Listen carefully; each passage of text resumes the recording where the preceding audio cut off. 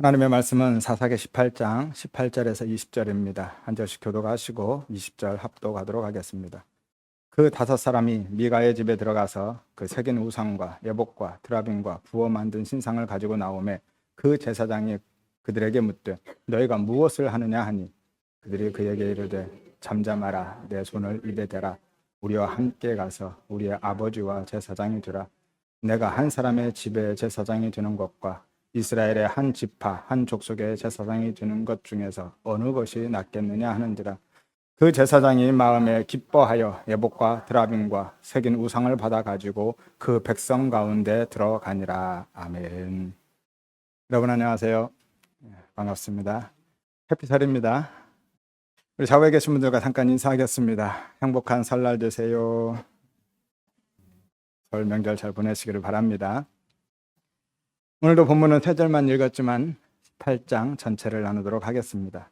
다음 주에는 어쩌면 19장, 20장, 21장을 다 나눌 수도 있습니다. 그러니 명절 연휴 긴 시간 동안 꼭 한번 읽고 오시기를 바랍니다. 사사기 18장은요, 재작년 여름에 한번 나눴었죠. 그때는요, 부족함 없이 평온을 누리고 안전하게 살고 있던 라이스 사람들을 중심으로 해서 거짓 평안에 대해서 말씀을 나눴었죠. 자세한 내용은 23년 7월 16일 구약에 담긴 복음 5번째 말씀을 참조하시면 되겠습니다. 오늘은요, 미가와 단지파 그리고 레위인 청년을 중심으로 해서 말씀을 나누도록 하겠습니다. 다들 읽고 오셨죠? 읽고 오신 줄로 믿고 내용은 따로 정리해 드리지 않고 본문을 바로 나누면서 설명해 드리도록 하겠습니다. 17장 마지막 절에요, 미가가 레위인 청년을 제사장으로 세우고 나서 이제 하나님이 내게 복을 주실 것이다 라고 했죠. 그리고 18장 1절에 그때로 시작합니다. 직역하면 그리고 바로 그날이에요. 그러니까 미가가 레위인을 개인 제사장으로 세우고 하나님이 주실 복에 대한 기대에 잔뜩 부풀어 있는 바로 그때인 거죠. 1절과 2절에 보면 갑자기 단지파 사람들이 올라옵니다. 5명의 정찰병들이죠. 그래서 미가의 그 기대는 산산이 부서져 버리는 거죠. 단지파에 의해서 다 뺏깁니다. 에봇도 드라빔도 신상들도 자기가 세운 제사장까지. 이것이 바로 우상의 허구성이죠. 우상은요, 스스로를 지킬 수도 없습니다. 그런데 무슨 다른 사람들에게 복을 주겠습니까? 다른 사람을 지킬 수 없죠.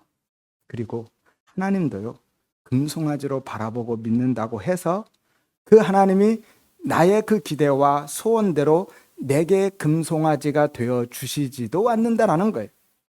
따라서 우리 모든 성도님들은요, 헛된 우상을 섬기지 않을 뿐만이 아니라 오늘 미가처럼 하나님을 금송아지로 바라보고 금송아지로 섬기지 마시기를 바랍니다. 하나님을 하나님으로 믿고 하나님으로 섬기셔야 되죠. 그러면 단지파는요, 왜 갑자기 에브라임 지파 땅으로 올라왔을까요? 왜냐하면 그들이 살 땅이 필요했기 때문이죠. 1절을 한번 보세요. 그때 이스라엘의 왕이 없었고 단지파는 그때에 거주할 기업의 땅을 구하는 중이었으니 이는 그들이 이스라엘 지파 중에서 그때까지 기업을 분배받지 못하였다라고 말씀하죠. 하지만요, 단지파가 사실은 기업을 분배받지 못한 게 아니라요, 정확히는 분배받은 기업을 정복해내지 못한 거예요.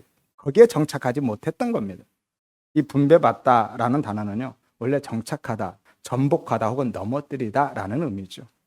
여호수아 19장에 보면 분명히 단지파는 땅을 분배받았습니다. 여호수아가 단지파만 쏙 빼놓고 땅을 분배한 거 아니잖아요. 분명히 분배했는데, 그런데 그 단지파가 자기가 분배받은 그 땅을 정복해내지 못한 거죠. 그래서 산지로 쫓겨나서 마치 산적대들처럼 산에서 살았던 거죠. 사사기 1장 34절입니다. 아모리 족속이 단 자손을 산지로 몰아넣고 골짜기에 내려오는 것을 용납하지 않았다라고 말씀하죠. 원래 그 아모리 족속이 살던 땅을 정복했어야만 하는데 정복하지 못하고 쫓겨난 거예요. 본문이 사사기 결론 부분에 있지만은요, 배경은 사사기 초기라 말씀드렸죠. 왜냐하면 왜 이 사사기 초기의 배경을 맨 결론 부분에 배치했냐면 하나님을 왕으로 인정하지 않고 스스로 세상의 왕이 되어서 살아가고 있는 이스라엘 백성들의 삶의 모습을 보여주면서 왜 그들에게, 왜 우리에게 진짜 왕이 필요한지를 말씀해 주고 싶은 거예요. 그래서 의도적으로 결론 부분에 빼서 따로 배치해 둔 겁니다. 아무튼 그래서 오늘 단지파는요, 처음에 분배받은 땅을 포기해 버리고 자신들이 거주할 수 있는 새로운 땅을 찾아 나선 거예요. 이건 역시도 하나님을 왕으로 인정하지 않는 행위이죠. 그들은 스스로 판단하고 선택하고 결정할 수 있는 자격이 없습니다. 모든 피조물들은요, 내가 스스로 판단하고 결정할 수가 없어요. 하나님이 판단하고 결정해 주신 대로 살아야만 하는 겁니다. 이게 피조물인 거죠. 하나님의 판단과 결정을 따라서 살아야 되는데 그 판단과 결정을 떠나서 내가 스스로 판단하고 결정하고 살아가면, 그 자리 떠나면 죽는 거예요. 마치 물고기처럼. 물고기는 하나님이 어떻게 판단하고 결정해 주셨습니까? 물속에서 살아야 된다고요. 그런데 그 판단과 결정을 거부하고 떠나면 죽는 거죠. 그런데 오늘 단지파는요, 하나님을 왕으로 인정하지 않았기 때문에 하나님의 판단과 결정을 있는 그대로 받지 않고 포기하고 그 자리를 떠나버린 거죠. 그래서 나중에 보면 결국은 망합니다. 그리고 새로운 땅을 찾기 위해서요, 먼저 5명을 선발해서 정찰을 보내죠. 그들이 정찰을 가는 길에 바로 미가의 집이 있었고요, 그 집에 들어간 겁니다. 그런데 거기에서 미가의 제사장이 된 레위인 청년을 만난 것이죠. 3절에 보세요. 그들이 레위인 청년의 음성을 알아들었다고 하죠. 레위 지파 사람들이 쓰는 억양이 따로 있었거든요. 그 억양을 듣고 안 겁니다. 우리 경상도나 전라도 억양 들으면 금방 알듯이요. 그래서 따져 묻죠. 누가 너를 이리 인도했고 너는 여기서 뭐 하고 있느냐라는 거죠. 왜죠? 그 사람들도 알거든요. 레위는 지정된 성읍이 아니면 살 수 없다라는 것을. 그래서 물은 겁니다. 그러자 4절에 레위인 청년이 다 이야기하죠. 여차저차해서 내가 제사장이 되었고 그리고 그에 대한 처우는 이러이러하다 이야기합니다. 그러자 그들이 5절에 그러면 우리가 가는 길이 형통할지도 한번 하나님께 물어봐 줘라 라고 요청을 하죠.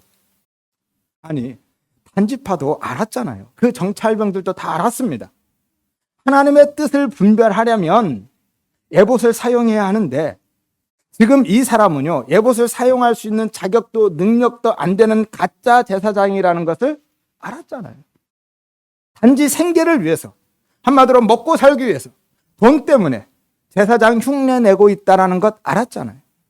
그런데도 그들은 레위인 청년에게 하나님의 뜻을 묻고 있어요. 어때요? 이쯤 되면 하나님의 뜻 묻는 거 아니죠? 그리고 그들은요, 지금 이 레위인 청년을 제사장으로 대우하고 있는 게 아니라 한마디로 무당 취급하고 있는 거예요.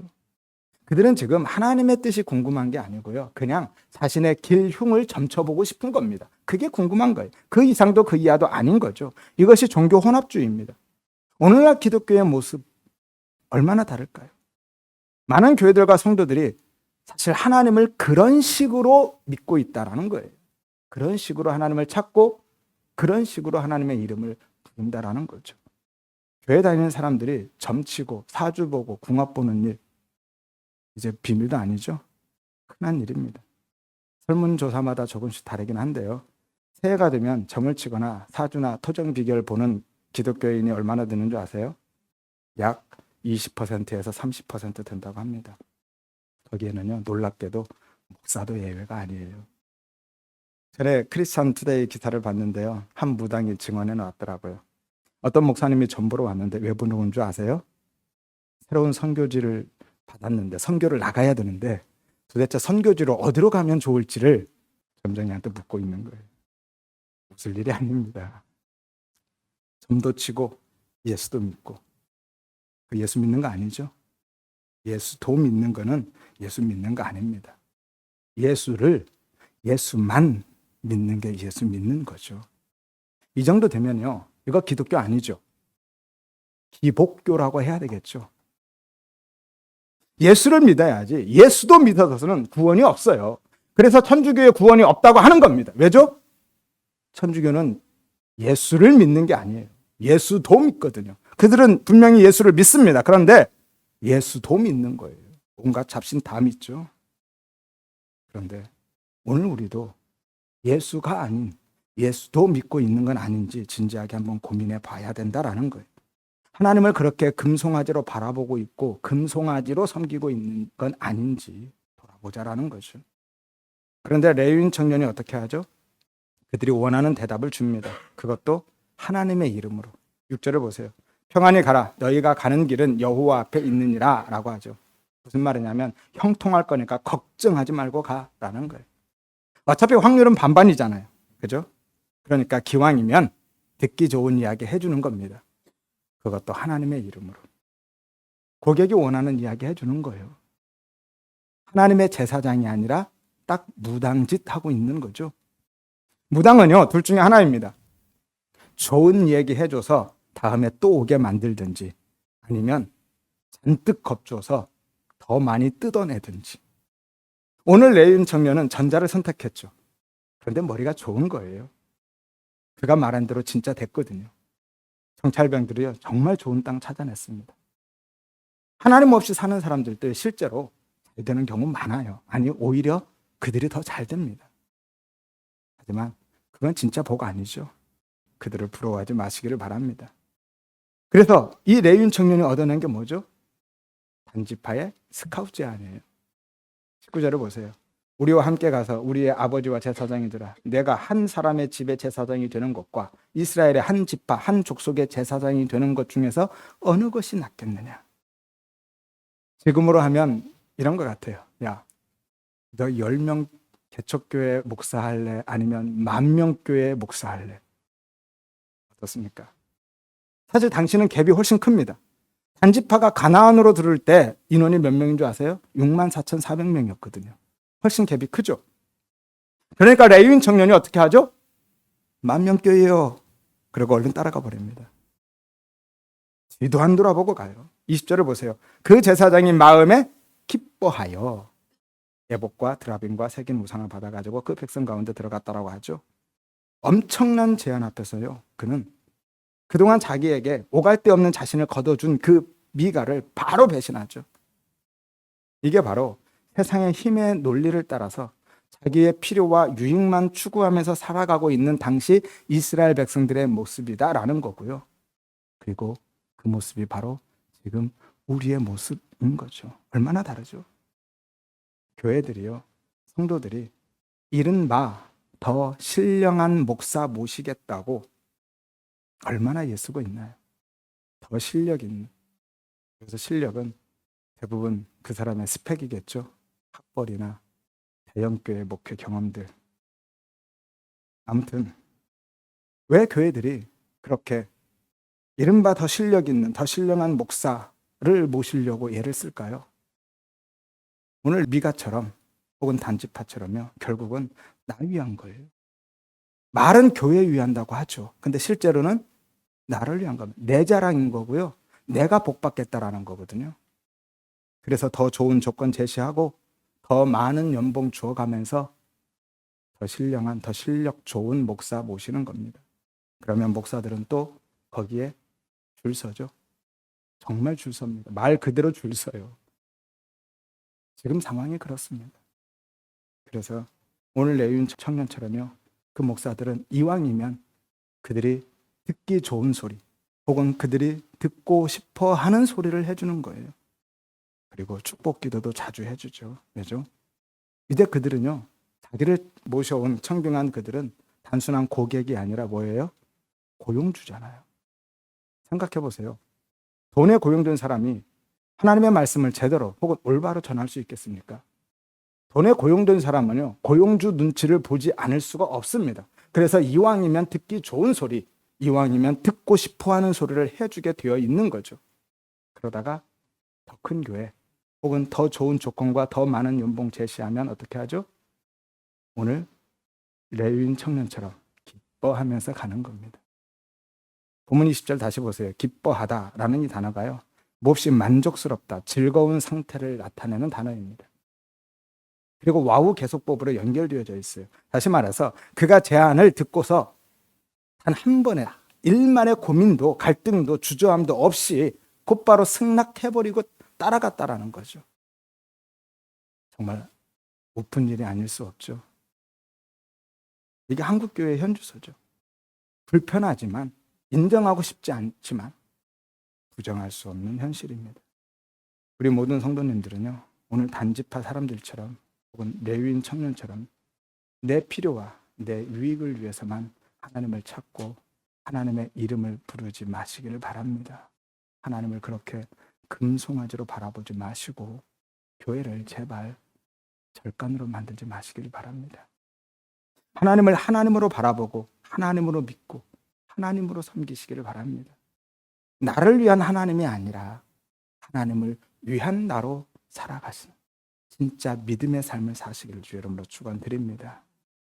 그 후에요, 단지파의 정찰병들이 미가의 집을 떠나서 북쪽 끝까지 정찰해서 라이스를 발견하죠. 이 라이스라는 데는요, 원래 단지파가 살던 곳에서 약 170km 이상 떨어진 곳입니다. 북쪽 끝하나 있어요. 상당히 멉니다. 여기에서 약 강원도 춘천 정도 될 거예요. 고속도로 타고 가면. 강원도 춘천이 직선거리가 한 150km 정도밖에 안 되죠. 상당히 멀어요. 이미지 한번 주실래요? 네, 저 8시 방향에 빨간 원 보이시죠? 거기가 원래 단지파가 분배받았던 땅입니다. 바로 그 위에 8원은 있는 데가 에브라임 지파 땅이에요. 그리고 저 위에 북쪽에 갈릴리 바다 위쪽에 빨간 원 하나 있죠? 거기가 라이스입니다. 그러니까 단지파가 지금 라이스 저 북쪽까지 올라가는데 결국 에브라임 지파를 통과할 수밖에 없는 거예요. 그리고 에브라임 지파 안에 미가가 살았던 거고요. 그냥 가는 길목에 있었던 겁니다. 라이스 사람들은요, 원래는 시돈 사람이죠. 그런데 소수의 사람들이 시돈을 떠나서 미지의 땅 라이스에 정착한 거죠. 새로운 장소에서 자기들끼리 모여서 자기들만의 방식으로 평화롭게 살았던 겁니다. 실제로 보면 라이스 사람들은 염려 없이 평온하고 안전하게 부족한 것 없이 부를 누리면서 어떤 사람과도 상종하지 않고 다른 외부와 접촉하지 않고 외부의 어떤 공격에도 염려 없이 대비책도 없이 그냥 자기들끼리 태평성대를 누리며 살았던 거예요. 그런데 그게 진짜 평화 아니라고 말씀드렸죠. 이 라이스에 대해서는 서두에 말씀드린 대로 23년 구약에 담긴 복음 5번째 설교를 참조하시기를 바랍니다. 그리고 그 땅을 발견한 이 정찰병들이요, 돌아가서 딱짐해 놓고 침 발라놓고 돌아간 거죠. 그리고 자기 지파에게 보고하고 그들을 오히려 독려합니다. 9절에서 10절을 보세요. 일어나 그들을 치러 올라가자. 우리가 그 땅을 본 중 매우 좋더라. 그 땅을 얻기를 게을리하지 말아라. 그 땅은 넓고 그곳에는 하나도 부족한 것이 없다. 하나님이 그 땅을 너희 손에 넘겨주셨다 라고 하죠. 그 땅을 언제 하나님이 그들에게 줬습니까? 그들이 그냥 하나님의 이름을 갖다 붙인 거죠. 그 땅은요, 하나님이 주신 땅이 아니라 오히려 그들은 하나님이 주신 땅을 포기하고 자기들이 가고 싶은 곳으로 갔고 자기들이 보고 싶은 것을 본 거예요. 이게 인본주의죠. 하나님의 주신 땅은 아모리 족속들이 있어서 정복하기 어려우니까 그 땅은 무방비 상태였거든요. 외부의 침략에 대해서 아무 대책 없이 살아오고 있었기 때문에 그냥 무혈입성할 수 있는 땅이었기 때문에, 그리고 풍족했잖아요. 그러니까 기왕이면 더 풍족하고 더 안전하고 정복하기 쉬운 그 땅을 선택한 겁니다. 역시 하나님을 왕으로 인정하지 않고 자기 속에는 옳은 대로 행한 거죠. 그래서 그들이 한 전쟁은요, 하나님의 전쟁, 성전이 아니고 인간의 전쟁, 범죄인 거예요. 하나님이 주신 것 아닙니다. 그런데도 단지파는요, 그 보고를 받고 라이스를 치기 위해서 600명을 선발해서 무장시켜서 보내죠. 그리고 그들이 가는 길에 다시 미가의 집을 들릅니다. 아까 이미지에서 보셨듯이 미가의 집이 딱 지나가는 길목에 있었기 때문에 들린 것도 있겠지만 사실은요, 의도적으로 일부러 들린 겁니다. 분명한 목적을 갖고 들어간 거예요. 어떤 목적이죠? 미가의 집에 있는 것들을 탈취하겠다라는 거죠. 14절에 보세요. 전에 라이스 땅을 정탐하러 갔던 5사람이 그 형제들에게 말하여 이르되 이 집에 예복과 드라빔과 새긴 우상과 부어 만든 신상이 있는 줄을 너희가 아느냐. 그런즉 이제 너희는 마땅히 행할 것을 생각하라 라고 하죠. 그것 때문에 간 겁니다. 거기에 있는 예복, 드라빔, 신상들. 처음부터 탈취하려고 계획적으로 작정하고 들어간 거죠. 이 생각하라는 것은 원래는 알다라는 의미예요. 무엇을 해야 할지 한번 생각해봐, 그런 게 아니고요. 뭐 해야 될지 잘 알지? 알아서 잘해 하는 거예요. 그러니까 단지파 600명이 어떡하죠? 무장하고 문 딱 지키고 서 있고 아무도 못 들어오게. 그리고 그 5명이 들어가서 그거 다 끄집어내오는 겁니다. 그러자 18절에 레윈 청년이 묻죠. 너희가 무엇을 하느냐? 레윈 청년이요, 지금 거칠게 반발하거나 항의하고 있는 게 아니고요. 그들이 예복과 드라빔 이 신상들을 들고 나오자 당황해서 묻는 겁니다. 그는 미가의 집에 고용된 제사장이잖아요. 그래서 최소한의 도의적인 책임을 갖고 묻는 거죠. 그러니까 그들이 더 좋은 조건을 제시하니까 그냥 그렇게 뒤도 안 돌아보고 따라가 버렸죠. 아무튼 레윈 청년이요, 지금 뭐 하고 있냐고 한마디 하자 그들이 어떻게 하죠? 위협하죠. 협박합니다. 그리고 나서 회유하죠. 돈으로 회유합니다. 19절을 보세요. 그들이 그에게 이르되 잠잠하라, 내 손을 입에 대라 라고 하죠. 이 잠잠하다, 침묵하다, 벙어리가 되다 라는 거예요. 한마디도 하지 말라라는 거죠. 내 손을 입에 대라. 역시 마찬가지. 말 한마디도 하지 말라라는 거죠. 그러니까 지금 한마디만 하면 너 가만 안 둘 테니까 입 다물고 있어 라는 거예요. 그리고 나서 곧바로 회유합니다. 야, 한번 생각해봐. 한 가정의 제사장이 되는 것보다 한 지파의 제사장이 되는 것이 훨씬 낫지 않겠냐라는 거죠. 그래서 돈으로 회유합니다. 아까 말씀드린 대로 야, 너 10명 교회 목사할래? 10,000명 교회 목사할래? 뒤늦게 이 사실을 알게 된 미가가요, 동네 사람들을 불러 모아서 함께 단지파를 추격합니다. 22절을 보세요. 그들이 미가의 집을 멀리 떠난 때에 미가의 이웃집 사람들이 모여서 단 자손을 따라붙었다라고 하는데요. 이 모이다, 원래는 사람들이 모이는 게 아니라 자크라는 단어입니다. 많이 들어보셨죠? 부르짖다. 앞에서 사사들 12사사 나눌 때 많이 말씀드렸죠. 이스라엘 백성들이 툭하면 하나님 앞에서 부르짖었던 그 부르짖음입니다. 그러니까 미가가요, 이웃 주민들에게 소집 명령을 내려서 불러 모은 것이 아니라 그가 부르짖었던 겁니다. 슬피 울고 통곡한 거예요. 그러니까 그 소리를 듣고 사람들이 몰려 들어왔던 거고, 그 사람들이 그 사실을 알고 미가와 함께 추격에 나선 거죠. 따라서 미가의 이웃들도 전부 다 지금 미가의 그 성소, 사실 신전이라고 해야 되겠죠. 거기에서 함께 우상 숭배하고 있는 자들이었던 거고요. 이것이 이스라엘 백성들의 전체의 모습이었다라고 말씀하고 있는 겁니다. 미가와 그의 이웃들이요, 결국 단지파 사람들을 따라잡죠. 그리고 불러 세워서 거칠게 항의합니다. 그런데 단지파 사람들이 이번에도 미가와 그 동네 사람들을 위협하고 협박하죠. 25절을 보세요. 내 목소리를 우리에게 들리게 하지 말아라. 노한 자들이 내 생명과 내 가족의 생명을 잃게 할까 하노라. 원문을 보면은요, 미가가 이렇게 말하고 있을 때 말을 딱 자르는 거예요. 그리고 나서 너 한마디만 더 하면 가만 안 둬라는 거예요. 입 닥쳐. 아니면 너뿐만이 아니라 네 가족들까지 싹 다 몰살시킬 거야 라는 거죠. 그리고 그냥 무시하고 가던 길 가버립니다. 단지파는요, 그렇게 모든 것을 힘의 논리로 해결하고 있는 거예요. 완전 조폭이죠. 자기들의 필요와 유익을 위해서라면 남이 어떻게 되든 말든 상관하지도 않고 얼마든지 뺏고, 거기에 방해가 되고 걸림이 된다라면 언제든지 누구든지 죽이고 제거해버리는 거죠.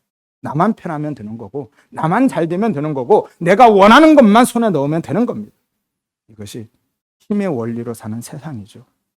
여러분, 세상에 진짜 정의가 있나요? 세상의 정의가 뭐죠?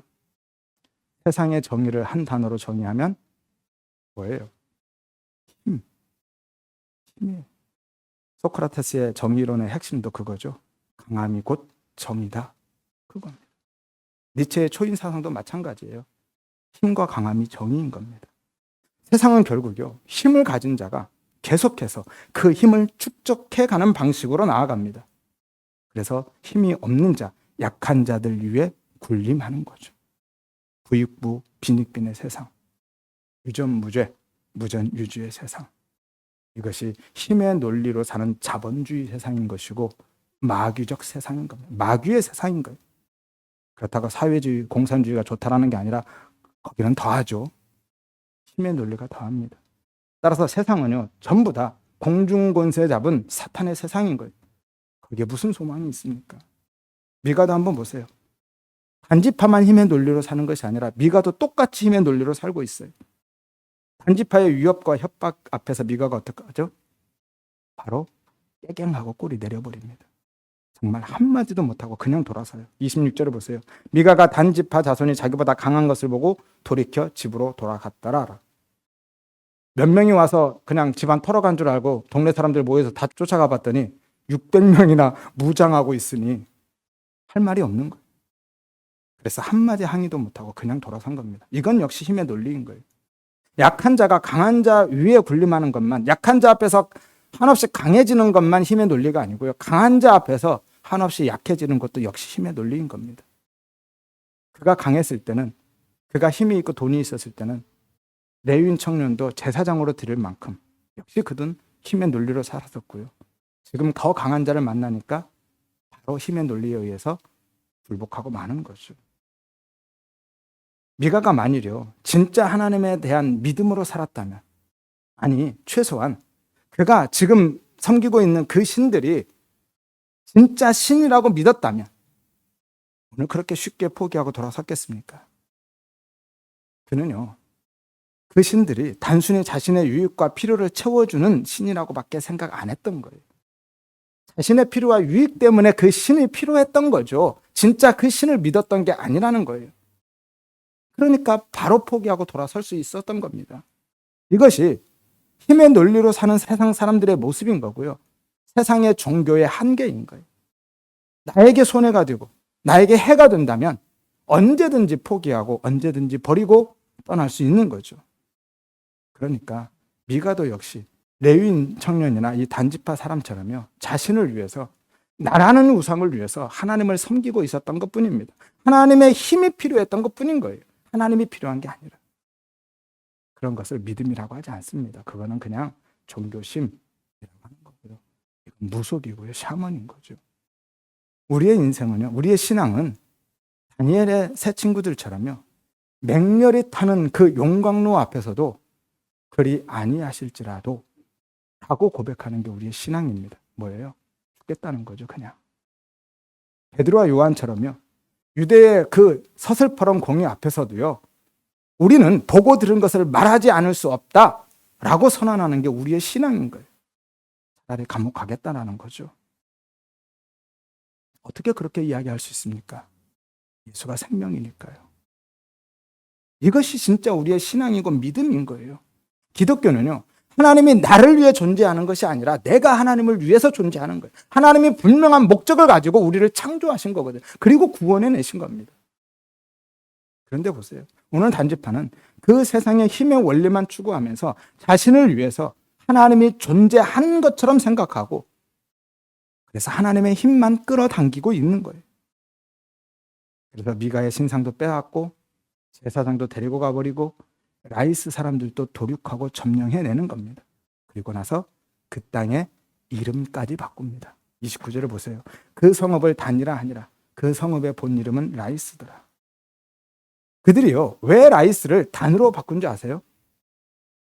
그 이방 땅 라이스가 이제는 하나님의 통치를 받는 하나님의 나라가 되었다라는 믿음의 선언, 믿음의 고백이 아니라 그냥 자기들 이름 내고 싶은 겁니다. 이것이 죄의 본질이죠. 조금 어려운 이야기일 수 있는데요. 깨닫는 지혜와 은혜를 구하시면서 한번 들어보시길 바랍니다. 자기 이름을 내고 싶어 하는 것은요, 세상의 모든 아담 군상들의 공통된 목적이죠. 모든 인간은요, 전부 다 내 이름 내기 위해서, 내 이름 남기기 위해서 살아가는 거예요. 우리말에도 그런 속담 있죠. 호랑이는 죽어서 가죽 남기고 사람은 죽어서 이름 남긴다고요. 그 이름 남기기 위해서 인간들은 사는 거예요. 그런데 이것이 인간의 자아 숭배인 거고요. 나를 우상으로 섬기는 것인 거예요. 성경에서 나오는 소돔, 애굽, 블레셋, 바벨론, 로마, 그 모든 것들이 다 나를 섬기는 자아 숭배의 세상에 대한 상징인 거거든요. 그래서 계시록 11장에 보면 예수님이 소돔과 애굽에서 십자가에 못 박히셨다라고 하는 겁니다. 소돔과 애굽은 세상에 대한 상징이죠. 따라서 모든 세상이 예수님이 못 박히신 곳이 되는 것이고요. 그 세상에서 자기 이름 위해서 사는 모든 사람들이 다 예수를 십자가에 못 박은 자가 되는 겁니다. 그러니까 우리는요, 아담과 하와의 죄 때문에 내가 죽는 것이 아닙니다. 잘 들으셔야 돼요. 우리는 일반적으로 그 원죄 때문에, 그들이 대표자로 섰기 때문에 대표자의 원리에 의해서 우리가 죄인이 된다고 하는데 그게 아닌 거예요. 묵시석에서는 이미 완료되어 있죠. 그들의 죄 때문에 우리가 죽는 것이 아니라 내 죄 때문에 내가 죽는 거예요. 내가 예수를 십자가에 못 박은 자가 되는 겁니다. 선악과도 내가 따먹은 거고요. 예수도 내가 죽인 겁니다. 영원한 묵시 속에서 그 자리에 지금 내가 들어가 있는 거예요. 아담 안에도 내가 있고요. 유대인들 안에도 내가 있는 겁니다. 다 내가 한 짓이고 내 죄 때문에 죽는 거예요. 우리는 역사 속에서 인생을 살아가기 때문에 시간의 순서대로밖에 생각하지 못하지만 영혼 속에서는요, 하나님의 묵시 속에서는 이미 그 자리에 우리가 있었고요. 그 죄를 내가 지은 겁니다. 그리고 완료된 하나님의 나라에도 이미 우리는 들어가 있는 거고요. 인간의 그 자아 숭배요, 자기 이름 내기에 가장 대표적인 것이 바로 바벨탑 사건이죠. 창세기 10장 10절에 보면 그의 나라는, 여기서 그는 느므롯이죠, 신할 땅의 바벨과 예렉과 악각과 갈레에서 시작되었다고 하죠. 바벨론이 그 신할 땅에 있었던 거고요. 거기에 바벨탑이 건설된 겁니다. 지금의 이라크 지역이죠. 이슬람 국가입니다. 그런데 그들이 왜 바벨탑을 쌓았죠? 자기 이름 내려고요. 창세기 11장 4절입니다. 또 말하되 자 성읍과 탑을 건설하여 그 탑 꼭대기를 하늘에 닿게 하여 우리 이름을 내고 온 지면에 흩어짐을 면하자. 우리 이름을 내고, 직역하면 우리 이름을 우리에게 주자예요. 자기 이름을 자기 안에 새기는 겁니다. 이게 우상인 거예요. 마음에 새겨지는 것, 그것이 무엇이든 간에 내 마음에 새겨지는 게 우상이라고 말씀드렸죠. 내가 내 안에 새겨지면, 내 이름이 내 안에 새겨지면 내가 우상이 되는 겁니다. 이게 죄의 본질인 거죠. 우리는 우리 안에 나를 새기는 게 아니라 하나님이 새겨져야 되는 거거든요. 그 이름이. 그런데 우리는 내 이름을 새기고 있는 거예요. 우리의 이름을 내자라는 것은요, 단순히 세상에 자기 이름 드러내고 자랑하면서 살겠다는 그런 차원이 아니고요, 스스로 하늘에 오르겠다라는 구원에 대한 이야기를 하고 있는 거예요. 이것이 율법주의고 유대주의고 인본주의인 겁니다. 자신들의 열심과 노력으로 하늘에 닿을 수 있다라고 생각하는 것, 구원받을 수 있다라고 생각하는 것. 보세요. 그 탑 꼭대기를 하늘에 닿게 하여 우리 이름을 내자. 창세기에 보면 사람의 이름을 누가 지어주시죠? 하나님이 지어주시죠. 창세기 5장 2절에 하나님이요, 남자와 여자를 창조하셨고 그들의 이름을 뭐라고 지어요? 사람이라고 짓습니다. 사람, 아담, 어원은 아담아, 흙, 먼지, 티끌, 그런 의미죠. 이것이 인간의 처음 자리인 거예요. 그 자리 떠나면 죽는다 말씀드렸죠. 인간이요, 하나님의 이름을 받았다라는 것은 하나님의 형상으로 지음 받았다라는 거예요. 그리고 하나님의 형상으로 지음 받았다라는 것은 그 하나님의 형상, 하나님의 속성과 하나님의 뜻과 하나님의 계획, 하나님의 모든 내용을 우리 안에 담아서 주셨다라는 거예요. 그래서 우리는 하나님의 이름을 받았다라는 것은 하나님을 내 안에 담았다라는 거거든요. 내가 하나님을 담아내는 그릇이 되었다라는 거예요. 그렇게 창조하신 겁니다. 그리고 그것은 하나님의 그 속성과 뜻, 하나님의 내용을 드러내는 삶을 살게 되어 있는 겁니다. 내 안에 하나님이 담겨져 있기 때문에. 그게 영광인 거죠. 하나님의 영광입니다. 그래서 이사야서 43장 7절에 내 이름으로 불려지는 자 곧 내가 내 영광을 위해서 창조한 자를 오게 하라 라고 말씀하는 거예요. 하나님의 이름으로 불려지는 자가 하나님의 영광이 되는 거거든요. 따라서 인간은요, 자신의 이름을 담아내는 존재로 살면 안 됩니다. 우리는 하나님의 이름을 담는 존재인 거예요. 하나님의 이름을 드러내는 존재로 사는 겁니다. 이것이 창조인 거, 창조의 목적이고 구원의 목적인 거죠. 하나님의 영광, 하나님의 찬송. 그런데 자기 이름을 자신에게 준다는 것, 내 안에 새긴다라는 것은요, 하나님의 이름을 받지 않겠다라는 거죠. 예수의 이름을 부정하는 것이고요, 자기 영광을 위해서 살겠다라는 겁니다. 이것이 바벨탑과 바벨론의 실체인 거고요, 선악과를 먹고 하나님처럼 되어버린 인간의 죄성인 거고, 오늘 미가와 레위인 청년 혹은 단지파로 모형된 이스라엘의 모습이고 지금 우리 모습인 거예요. 모든 인간들이 그렇게 살아가고 있습니다. 내 이름을 위해서. 그래서 그들이 심판받을 수밖에 없었던 겁니다. 바벨탑에 대한 하나님의 심판은요, 이 세상 바벨론에 대한 영원한 심판에 대한 모형이거든요. 그리고 하나님은 그렇게 자기 이름을 위해서 사는 자들이 모여 사는 세상의 바벨론에서 우리를 빼내서 우리에게 당신의 이름을 새겨주시는 거죠. 이것이 구원인 겁니다. 따라서 이 땅에서 우리의 이름은 부서져야 되고 삭제되어야만 하는 겁니다. 계시록 14장 1절에 보면 또 내가 보니 보라 어린 양이 시온산에 섰고 그와 함께 14만 4천이 서 있는데 14만 4천은 완성된 하나님의 백성들에 대한 상징이죠. 그들의 이마에 뭐가 있어요? 어린 양의 이름, 그리고 하나님의 이름. 하나님의 백성들 이마에 예수 그리스도와 하나님의 이름이 새겨져 있는 거예요. 우리 이름 위에 하나님의 이름과 예수의 이름을 새기신 겁니다. 그러면 우리의 이름은 어떻게 됐어요? 없어졌죠. 삭제되었습니다. 그게 그리스도인인 거예요. 그게 성도입니다. 그런데 아직도 내 이름 내기 위해서 하나님마저도 수단과 방법으로 삼고 예수의 이름마저도 내 이름을 위한, 내 행복을 위한 도구로 끌어당겨서 이용하겠다라고 하면 어쩌자는 거죠. 이것이 바벨탑을 쌓는 행위인 거예요. 그 바벨탑은 이 역사 속에서 부서지고 무너지지 않으면, 그렇게 심판받지 않으면 영원 속에서 부서지고 무너지고 심판받는 거예요. 이것이 영원한 심판이고 지옥인 거예요. 그래서 하나님은 이 땅에서 우리의 이름을 그렇게 부수고 삭제해 가시는 겁니다. 그것이 우리가 성도가 받는 고난, 작은 심판이라 말씀드렸죠. 그래서 지난주에 인간은 하나님 앞에서 행복 추구권이 없다라고 말씀드린 거예요. 그것은 스스로 바벨탑을 쌓는 행위이거든요. 그리고 심판받을 수밖에 없는 죄이기 때문인 거예요. 따라서 성도는 내 이름과 내 영광이 아니라 하나님의 이름과 하나님의 영광을 위해서 사는 존재인 겁니다. 그러니까 오늘 단지파 사람들은요, 미가나 레윈 청년도 마찬가지죠. 결국은 하나님은 안중에도 없었던 거고요. 그들이 비록 하나님의 이름을 부르고 있고 하나님의 이름으로 이야기하고는 있지만 사실은 전부 다 자기 이름을 위해서, 내 행복을 위해서 살았던 겁니다. 그리고 그것을 위해서 필요한 모든 것을 다 끌어당기고 있었을 뿐인 거예요. 그 중에 하나가 하나님의 이름이었던 거고, 예복이었던 거고, 성소이었던 거고. 이것이 하나님을 왕으로 인정하지 않고 스스로 왕이 되어서 자기 소견에 오른 대로 살아가고 있던 당시 이스라엘 백성들의 모습인 거고요. 그들의 죄인 겁니다.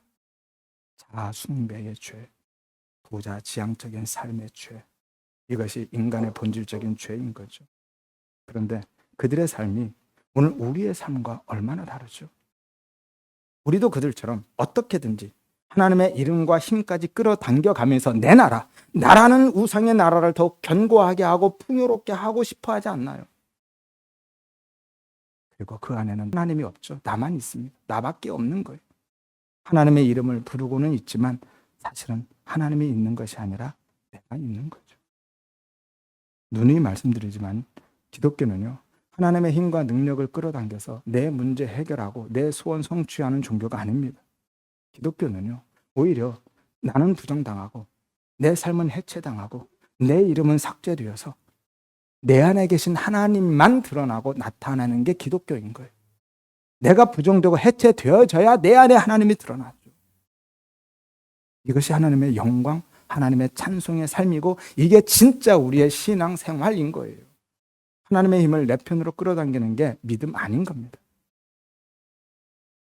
하나님의 힘을 내 편으로 끌어당기는 것이 믿음이 아니라 오히려 그 손 다 놓고 내가 해체되어서 하나님 안으로 들어가는 것. 그게 우리의 진짜 신앙인 거죠.